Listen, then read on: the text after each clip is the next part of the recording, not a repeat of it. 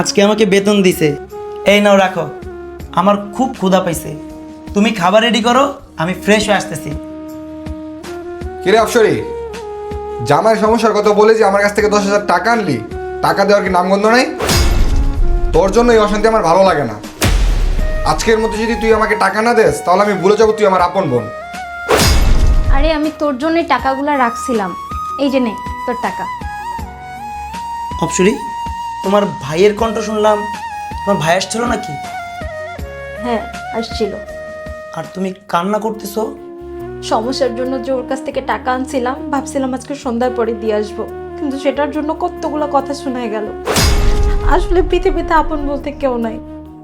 বাবা মা ভাই বোন যার কথাই বললি না কেন, স্বার্থ ছাড়া কেউ বোঝে না। যতদিন স্বার্থ ততদিনই সবাই পাশে থাকে।